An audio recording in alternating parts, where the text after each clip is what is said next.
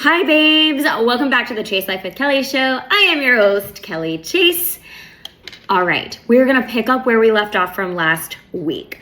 Part 2 of the Untold Stories behind Love is Blind Season 1. There are so many people that have questions still about my experience on Love is Blind, around certain processes and filming. So I wanted to just highlight and dive deep. I won't give away, too much of the behind the scenes to keep some things a secret and whatnot to the production and to future cast members. But I wanted to highlight more of my story, right? Because a lot of people don't know that or don't know the things that I am going to share, shared on last week's episode.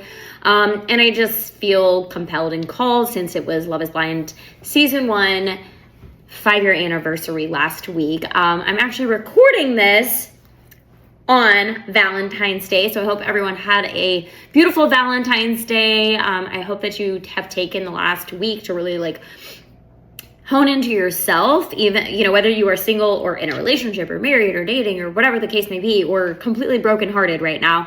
I just want to remind you to dig a little bit deeper with yourself and love yourself. And I know that sometimes that's hard, people, what is the phrase, easier said than done.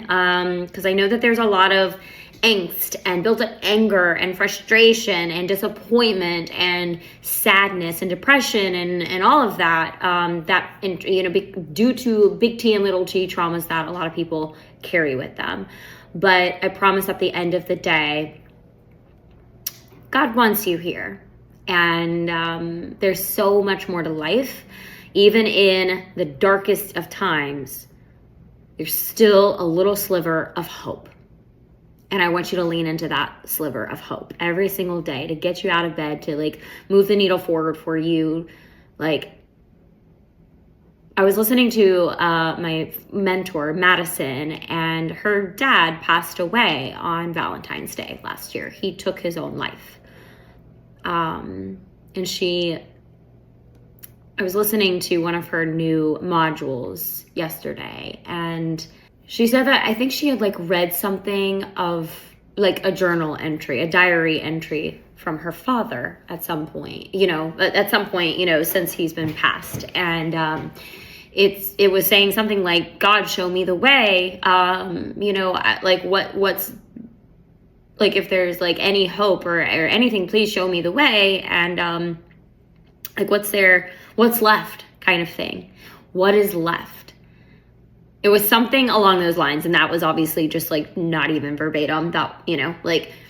And what she said, I just got so teary-eyed because she was like, this, life is it. You wake up every day, you are still living. This is your chance. This is your sliver of hope. This is your what's left. God is you're not dead yet, so here you go. Here's your chance. Here's your other opportunity to make things different, to change things, to make things better, to be okay with and accept yourself and acknowledge yourself for who you are and accept your baggage and your hardships and your challenges and your heartbreaks and your disappointments, right? And I just shattered me because I was like, oh my gosh, she's so right. Dad, her dad could still be here. But the mind has its control and it controls things. And yeah, that's why I talk about mental health and mindset stuff a lot. And I have never been in a dark enough place that I had intrusive thoughts of not existing anymore. But I know many people do. And I just want to tell you that you do matter. Your life matters. As long as you wake up breathing every single day, there is opportunity for you. There is a chance for you to do whatever the heck you want to do out there. Literally, just surrender to God's plan. F the naysayers. Like, who cares what people think? Who cares what people say? And I say that because I have to hear it myself sometimes, in the sense that I am a people pleaser. Many of us are recovering people pleasers, you know, and we still, like, we'll find ourselves in situations and we're like, fuck, I'm doing it again. You're like hyper aware. And that's me, you know, I'm a recovering people pleaser, and that's okay. And I am learning to accept that about myself, that instead of shaming myself when that happens, like, I am fully embracing my shit. We all got shit, right? We all do. So I just wanted to share that, because I had just texted with Maddie just to tell her, like, I was thinking about her and I love her. And it's just, she has the most optimistic heart and soul, and her ambition and her drive in life to impact other people is just profound, and her vulnerability is unwavering. Like, y'all thought I was vulnerable? You haven't seen anything. But yeah, anyways, I'm sending much love to my good friend Maddie. Thank you for sharing that. Okay. Speaking of dark times, there were people that went on Love is Blind, you know, many reality TV shows that go through dark times. So I'm just sending love to everybody, sending love to everyone. Now, I just felt like called to, like, talk about that real quick. There's no sorry, I'm not sorry, but I just felt like called. Let's dive into today's episode and go through a handful more questions that you all really would love to know. And then there will be a part 3. So next week we will air part 3 of the Untold Stories. And if as you're listening, if you come up with any questions that you haven't heard the answer to, go ahead and send me a DM. I am happy to include them in next week's episode. Would love to. But yeah, let's do it. Let's dive in. Okay. What was it like going through the dating process in the pods? Okay, so let's set this up. There were 15 male and 15 females. 15 males and 15 females. Obviously, we were on 2 separate sides of the studio, you know, in our own, like, the male quarters and the female quarters, and then the pods were in the middle. So we would, like, walk through. Anyways, it was basically set up like speed dating. Granted, you may have never done speed dating before, but you may be aware of it from, like, television, movie shows, and movies, right? So it started out, we had 7-minute date with everyone. So all of us girls, I think they split it up. So maybe they did like 7 girls first, or 6 girls, or maybe they split it up into 3 sections or something and did 5, 5, and 5. Maybe that's what they did. 5 girls, 5 guys, went through, you did 7 minutes, and then you just, like, rotated the guys. So you essentially went on maybe like 5 dates, 7 minutes each. So that's 35 minutes. 7 times 5. Yes, 35 minutes total for that first segment. And then, okay, so let's say that the dating in the pods, I believe, was like 8 or 9 days. So let's say it was 8 days. And majority of the time we had 2 dates, meaning we would have a date in, like, you know, the afternoon, like the early afternoon, and then we would have another date in the evening, in nighttime, like at 10 o'clock at night. So if you can recall, I don't know about, like, the new seasons, if they're doing it the same way, but, like, that's just kind of the timing of how our hours were working out. But if you recall, or you can go back and look, season 1, we were either dressed up or we were dressed down. That's why. So when we were dressed down, it's because it was, like, after 8 o'clock at night that we were having the dates. Little FYI. So there's a little behind the scenes tip. But again, I don't know if they do that in the future seasons, because I don't recall necessarily seeing people too dressed down, or the women in particular. Anyways, so it was 7 minutes, and then it just increasingly, like, it just got increased, like, the time just increased every time. So the longest date I think that I had was an hour and 30 minutes, or an hour and, like, 35 minutes, something like that. And it may have happened a couple of times, like towards the end, like you were obviously, because you're connecting, like you've already like pretty much connected with the person or the top like 4 or 5 people that you've narrowed it down to. So you would obviously go on a date with one of those top 3 for an hour and a half. We had little like activities in the pods sometimes. As the time got increasingly longer. We would have, they would, I don't know, I think there was like music in one of mine. There was Battleship set up. That was really interesting. So Battleship is one of my favorite games as a child at my grandparents' house. And there was a lot of synchronicities with Kenny and I say a lot, I may have been looking for, I heard it and then I was like, women, we do this, we like fall in love with the potential of something or the idea of it, and I'm like, I saw like, we had a lot of synchronicities. We did have a handful of like random common similarities. So this being one of them, like the date was us playing Battleship. And I was like, this is literally like one of my favorite childhood games that I would play at my grandparents' house that are no longer here. And it was like a moment. He was like, what? I'm like, yeah, like out of all the games in the world, you pick Battleship. What? Crazy. We talked about like our favorite childhood book in the pods. That was I'll Love You for Always. I love you always. I love you always. I'll love you for always. I'll love you forever. Okay, Kelly, is it really your favorite book if you can't even get the title right? But you know the book. I'll love you for always. I'll love you forever. I'll love you for always. I love you, my baby, you'll be, that kind of thing. Anyways, I haven't read it in a long time, but yeah, that's my favorite book. I gifted to all of my friends, and but that was his favorite childhood book too. So it was like, that's great. Something else. Both of our dads' names were Jeff, and they both liked Boston cream pie. Super random. Like that was like their favorite dessert. So random. Anyways, but so regardless, there were just certain activities that were going on in the pods too on these dates to make it even just a little bit more, give each other personality or not give each other personality, but to display and be able to express our personality.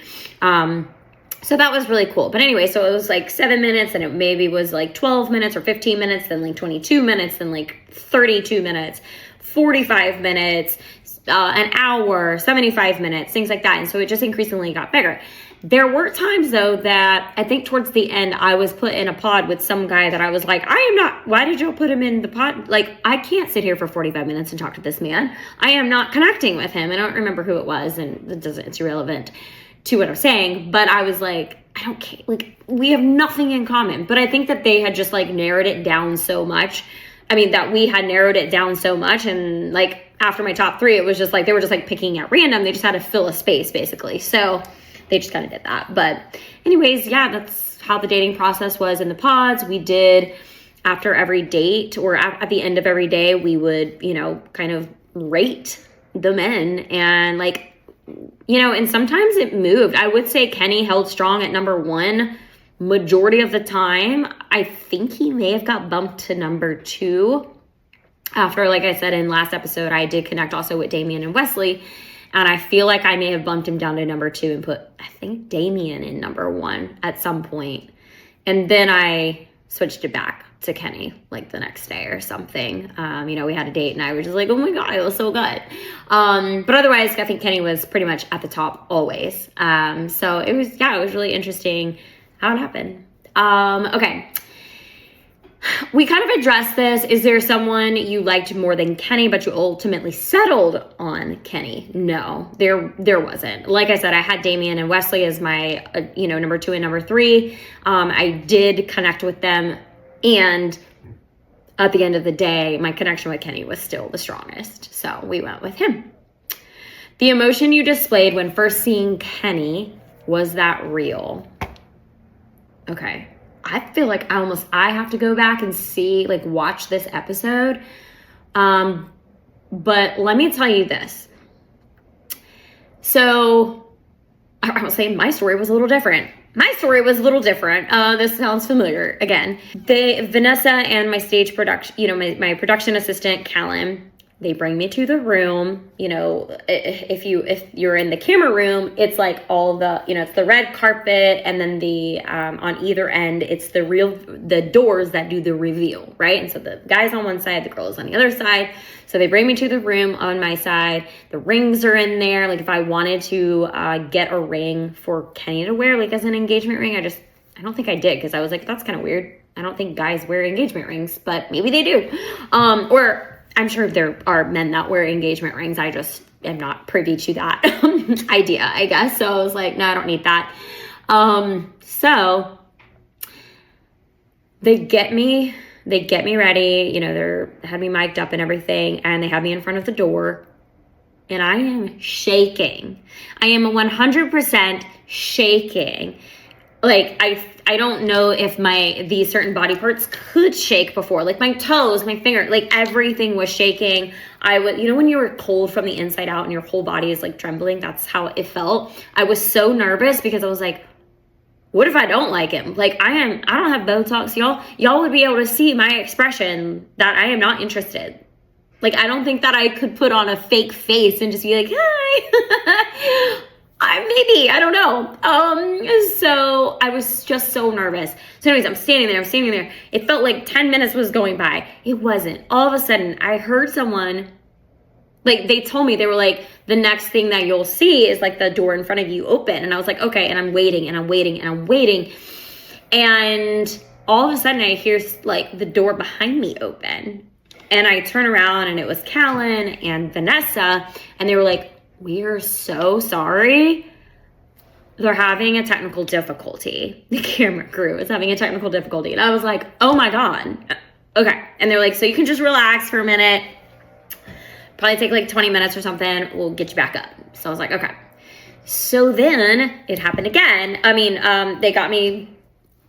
they got me settled, adjusted my mic and everything, got me there again. And I'm like, okay, I wasn't as nervous. I don't think I was shaking as bad at this point, but I was still shaking. Like I was like, oh my God. They said the same thing. Like the next time, like the door will open, you'll go out, blah, blah, blah. I'm like, okay, standing there. And I'm just like counting. I'm like, when are they going to open the door? When are they going to open the door? I'm so nervous. I'm shaking again. Everything's trembling. I hear the door behind me open once again. And Vanessa goes, I am so sorry. She's like, we have to break for lunch. I was like, what? Like in my head, I'm like, okay, but also, I mean, yeah, I'm hungry, but what? Like because like just what is it, like the union, I don't know, like in the film industry that you have to be like very rigid with the times, and it just happened to be like, I don't know, the time to eat. I guess they thought before like they were gonna try and like fit it in, but then they had the camera, like the technical issue, and so they weren't able to like get that in. So I don't know why they didn't just say like, we're not gonna have time. It was kind of weird. Anyways, so now we have like an hour break, and I go, and surprisingly I was able to eat. I mean, I was really hungry, so definitely ate food. I think it was like Mediterranean. I feel like I remember eating like rice and like some type of Greek salad and chicken. And then they were like, okay, it's go time. It will not happen again. We'll get you going this time. And I was like, okay, cool. So anyways, they get me in front, and yes, it was like 2 minutes later, maybe, the door opens and I see him across the way. And this is like it is a long red, like not hallway, but like, the red little walkway or whatever. I'll get to this, but yes, the emotion was real when I saw Kenny. I was happy. I was like, okay, but excited and nervous and reserved, and I didn't know what kind of emotion I was feeling at the time. Let's put it that way. I just didn't know. So was I attracted to Kenny on a physical level? Let me say this. When I first walked out and I saw him, he is a handsome, attractive man. And he literally was what I was picturing in my mind. Although we never said any descriptive words in the pods, never did we do that. But for whatever reason, I felt like he just sounded like some Southern, like a good old Southern boy, like fratty, like blonde hair, tall, blue-eyed, that kind of guy. And that's what he was. And I was like, oh my God. Like, I've dated a couple of blonde guys, but mostly, and you guys know because they harped on this during the show, that, well, they made it seem like I was still in love with my ex-boyfriend, which was not the case. But I do favor brunettes. I just do. Still the tall, yeah, all that. It's good. Tall. Perfect. Love it. I am short. I'm not even 5'2", but I love me a tall man. And Kenny was tall. Did like that. But I wasn't like immediately just like taken aback with his, his beauty, basically. Like, I was like, okay, he's good looking, but I'm not like, oh shit, like, damn. But then, it was so surreal. It's like you just kept walking closer and closer together, and he's smiling, and he has a really cute smile. And, then, he grabs me to like hug me, or we're standing there with each other. I think I do like a nervous laughter. So I'm sure that I did that a lot because I was like, I'm nervous. I'm anxious. I don't know what I'm feeling right now. I don't know what I'm thinking right now. All these thoughts, all these feelings are coming up. I don't really know what's going on. Holy Christmas. I just got engaged to this man that I just met, and oh my God. And then I think he asked if he could kiss me. And obviously I said yes. And like literally that kind of sealed the deal. His kiss was very good. So yay, Alex. His wife. I love that for her. He was a very good kisser. But I don't mean to be disrespectful. I'm just sharing my story with you guys. I love them together. So anyways, but I was just like, oh, okay. But I was still very just like, what is happening? So anyways, yes, the emotions were real. And I'm sure that you may not have known that I was nervous, that I was very nervous, and just like, I did have a bit of a guard up. So, there was just like, giggly little nervous laughter going on, I'm sure. But yeah, but the more that I spent time with Kenny, the more I was physically attracted to him. Again, he's a handsome man. So there's just, I don't know, just like your energy, all of that, like personality. Like I was saying on the last, like my first high school boyfriend, I loved him so much for his personality. Attractive man as well. And I fell in love with his personality. Like his personality made him like 10 times more attractive, more handsome. And that's how it was with Kenny too. Like he was just, he was fun. He was a nice guy to be around, Okay, so next question. Just a few more questions. When did you know Kenny was not the one? Okay, so let's get this. This might be a little juicy for y'all. Okay, so I don't know if I knew Kenny wasn't the one after the experiment had ended. Like a month and a half after the experiment ended is when I knew Kenny was not the one. And you may be like, what? That doesn't make any sense. You said no at the altar. Let me explain this to you. I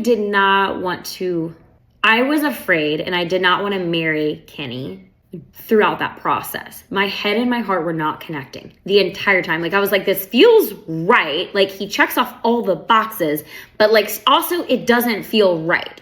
Like I know that this looks good and this sounds good and he treats me right and he has a good family and he's successful and all the things, but it didn't feel right.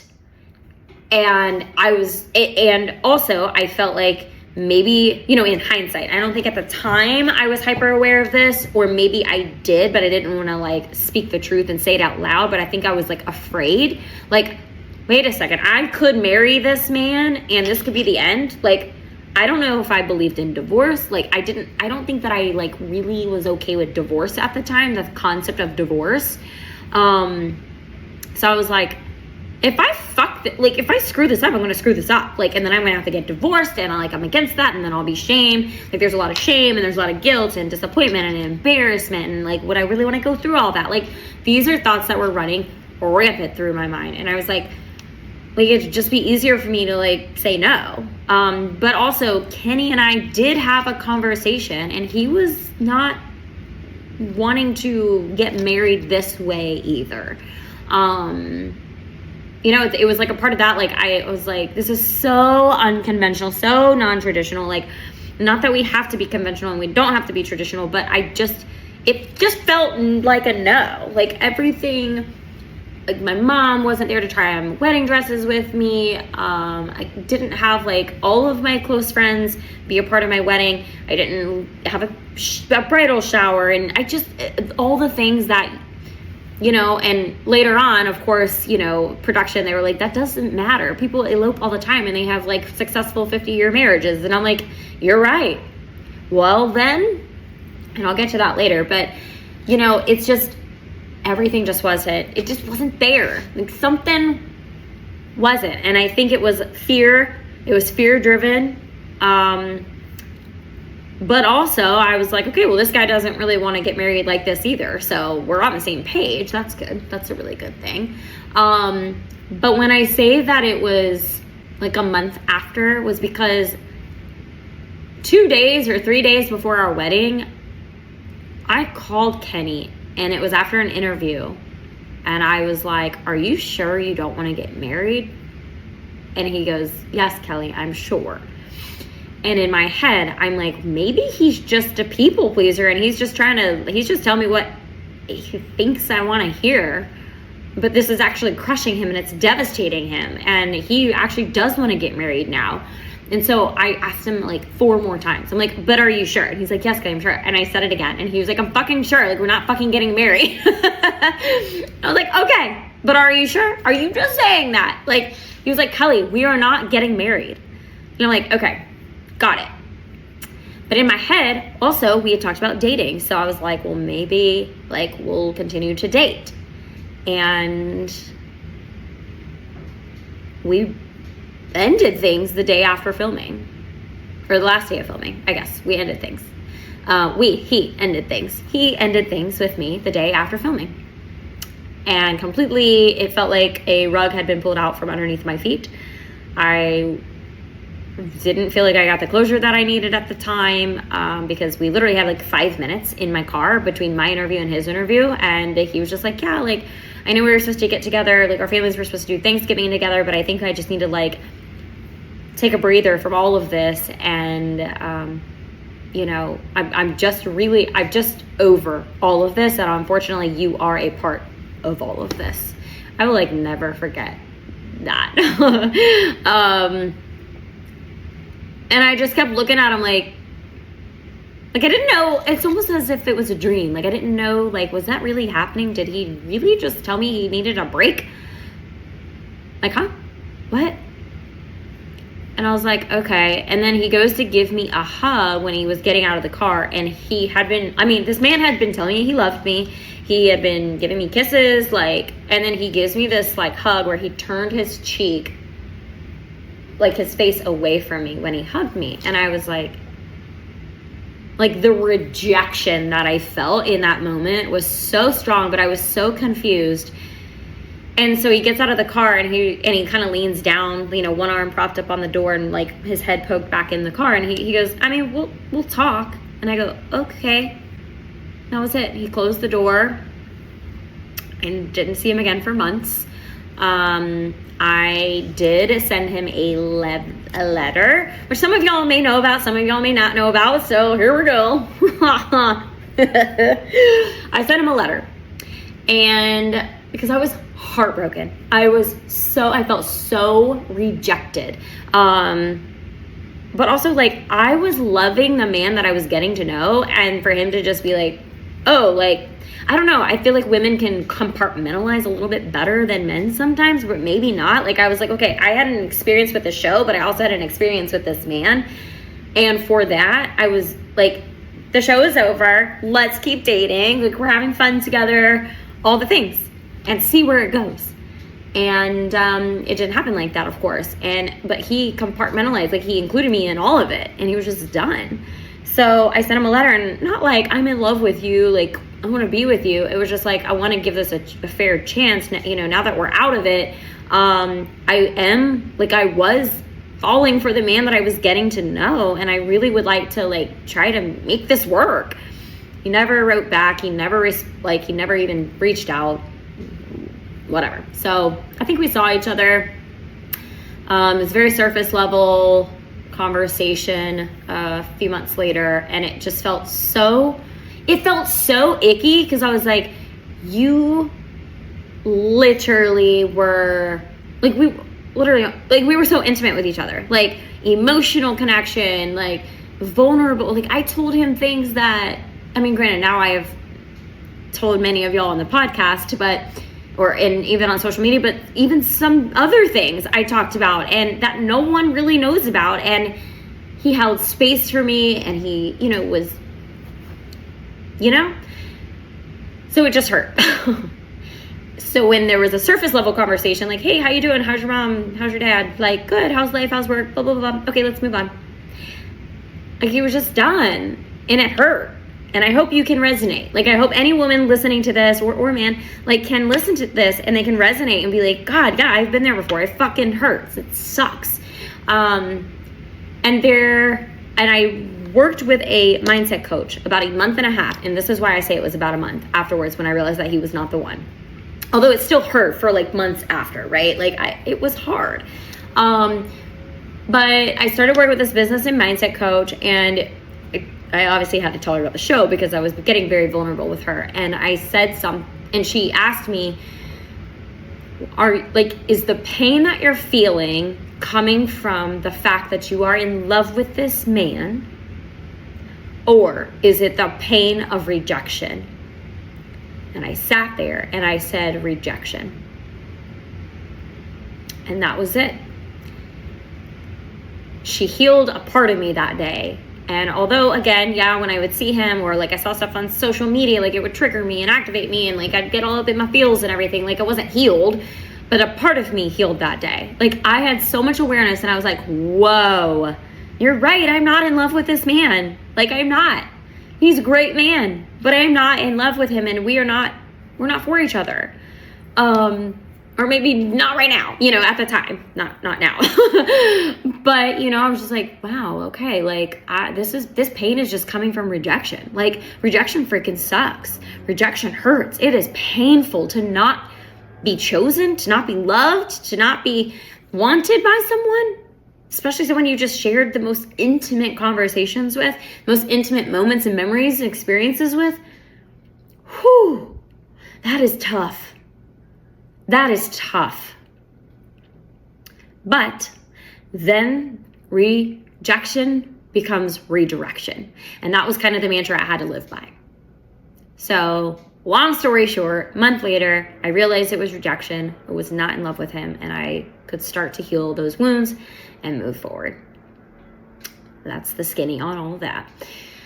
Who knew you were not going through with the nuptials? Kenny, your family, any of the producers? Yeah. Yes. Like I said, Kenny was championing the fact that we were not going to get married also. So yeah, we were on the same page. We both knew. And there was a YouTube video of him explicitly telling like Entertainment Tonight or E! News or something that we were not, like from the very beginning, we were not going to get married. Honestly, production knew very, like, I don't know, maybe like our second or third night in Mexico. So a week after the engagements, we were sitting at dinner and we said something about the fact we were going to get married, and they just like stopped recording and they put their cameras to the side of their face, like, over to the side. And they were like, what do you mean? And we're like, yeah, we've talked about it, and we don't think that this is like how we would want to get married. And they're like, well, what are you doing here then? Like, you could have easily not gotten engaged, found each other on social media, and like carried on and dated outside of this experiment. And we were like, yeah, I know, but like we literally just had this conversation now. Like, oh, yeah, you're right. But we did want to do this experiment. We wanted to see. But like now that we've met each other, and I think we just knew both in our hearts, like this was not the way that we would ever want to get married.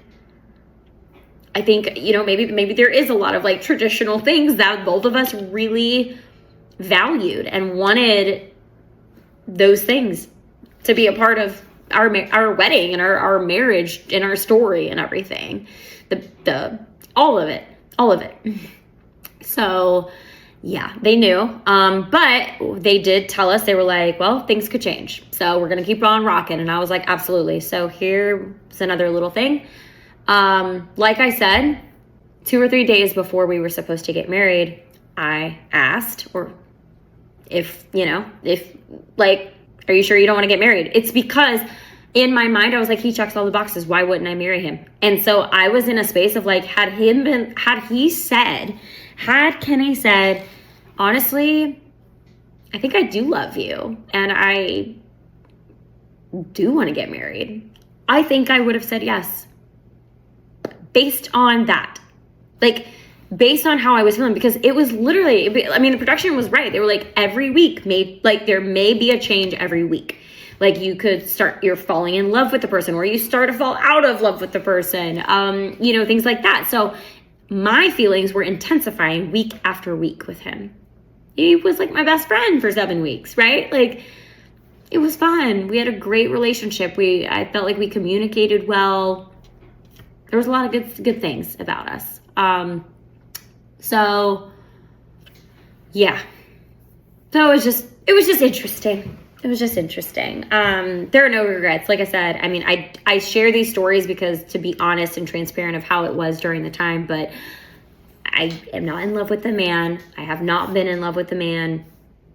I don't think I was ever in love with the man. I think I was loving the man that I was getting to know.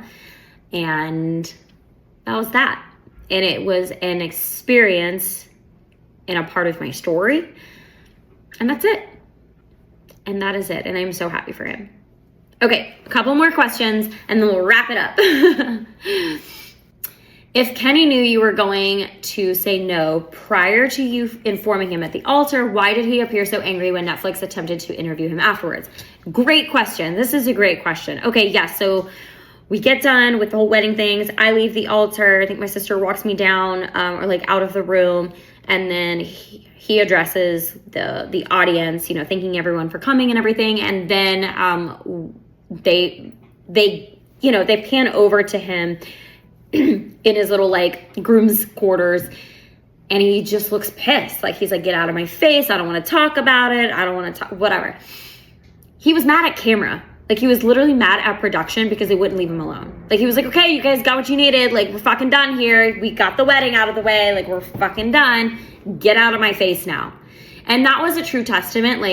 Granted, I didn't see that until the show aired in 2020. So had I seen that reaction, I would have been like, wow, he's really over this. And then it could have saved me the whole heartache stuff probably. But I didn't see that. I didn't know about that. So I didn't see it coming when he ended things with me. But anyway, so he was just over it. He was done. He was like, you guys got what you needed. Now we're done. Leave me alone. So that's why he seemed so angry afterwards. It was not because I broke his heart. Because I did not. Okay. Why did you go through with the wedding when you knew you were going to say no? Why not just leave the show without having to put yourself, your family, and Kenny through that uncomfortable, arguably embarrassing situation? We had to. I will say future seasons did not have to. If you noticed Shayna and Kyle, they broke it off and they did not have to walk down the aisle. I remember getting a text message from Jessica Batten while we were watching season 2, and she was like, I'm sorry, did they leave? Were they allowed to leave? And I was like, oh my God, they were. And she was like, that is so fucking messed up. I'm like, that is messed up. That is so messed up. But hey, you know what? We were the guinea pigs. Season 1 was the guinea pigs. We're the OGs. We had to go first, right? Which is a beautiful little thing that that just hit an awareness little button in with me, because throughout my entrepreneurship journey, all of my mentors have always said, you go first. You go first. You want something done, you go first and do it. You have to lead the way. You have to pave the way. So wow, does this story just sync up with my life altogether? It's we have to go first. You have to go first. You you know, you want to launch a business and lead other people into leading themselves, you have to lead. You have to lead people. It's just so fascinating. You have to be the leader, and you will have a community, and they will follow you, and then you will inspire someone else to become a leader, and then they will lead people, and it's just leading one after the other. And isn't that neat? Maybe that was my own little like weird, I don't know, interesting analogy in my head, but yeah. So we just were the guinea pigs, but yeah, we tried to get out of it too. Kenny and I looked at our contract and we were like, no, we're fucked. I was like, nope, we cannot get out of this. So that's why we didn't end things before. Okay, 2 more. Did you watch the episodes as they were released, or did you binge them all at one time? I watched them as they released. So they aired at 12 a.m. PST, which is 3 a.m. Eastern time. I was working a different corporate job at the time, and I had to be there at like either 7 or 8 o'clock in the morning. And I would wake up at 3 o'clock in the morning and binge as much as I could. And what I would do, I did rewatch Love is Blind season 1, maybe, you know, months later or something, so that I could see like everyone's story. But for time purposes, I would fast forward through some of it if I was running out of time of other people's love stories, so that I could just watch my scenes, so that when I'm getting DMs and Instagram comments that I knew what people were talking about. Instead of me like waiting until 4 or 5 o'clock and like once I got home, then binging, which I probably should have done. And I should have just stayed off my phone while I was at work anyways, but holy shit. Like, y'all don't even, like, your mind is like so, like your nervous system is so just like, what the actual F is going on? Like, it was just crazy. It was crazy. But yeah, so I would wake up at, 3 o'clock in the morning and binge watch the show, get ready for work real quick, and then go to work all day, come home, probably be up till 11 o'clock at night because I couldn't like not look at my Instagram messages or not look at comments or not create content or something like that. And so I'm like, oh my God, I have all these new followers. I gotta show up for them now. I have this responsibility. And I was probably getting, I don't know, 3 to 5 hours of sleep a night for weeks. I was tired. I was drained. I was still performing at work. I don't know how. I was probably not performing very well, but I did, what was that, like 4 or 5 months later, I hit my, like a really big goal at work. And so I was like, okay, I did it.